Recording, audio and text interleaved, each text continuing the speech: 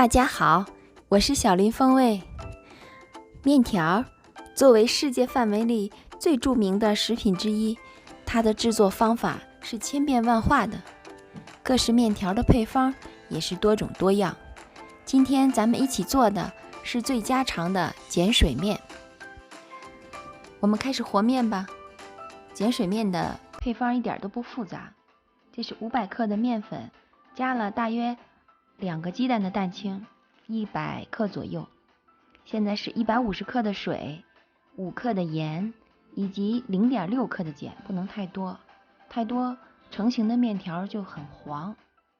把碱粉呢里头加上一点水，所有的材料混合一起就开始揉面。水要逐渐的加，开始成絮状，再下手和它。现在我们开始揉面，因为水并不多，你能感受到我在使劲的揉面，因为面很硬。俗话说，软面饺子，硬面条。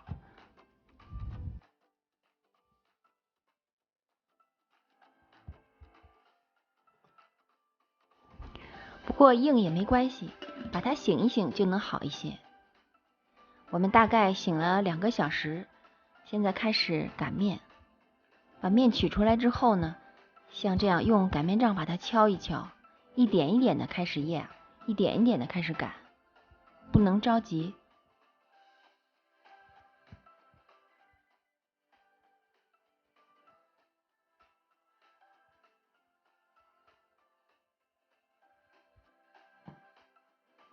经过不停的擀和压，现在面条已经擀成这个样子。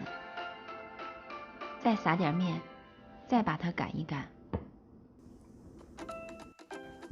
看到吗？每一次撒薄面都是从中间向两边分别的压，这样越压面皮会越来越薄。现在我们把面皮折叠起来，在叠之前稍微撒一撒点干面，以防它粘连。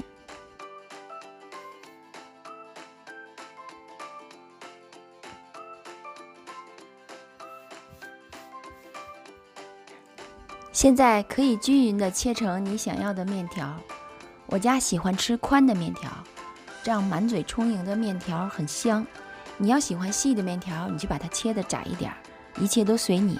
切好之后，像我这样给它打开，抖一抖，拽一拽，放心不会拽断的，因为我们的碱面条非常非常的有弹性。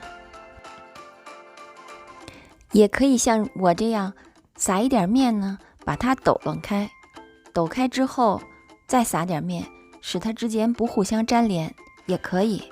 这2种方法都可以。这时候可以旁边烧上水，就可以下面喽。刚擀好的手擀面，如果现吃现煮，那是非常非常香的，口感 Q 的，让你一碗再一碗，停不下来。我是小林风味。今天的碱水面就介绍到这里，谢谢您的收看，下次再见。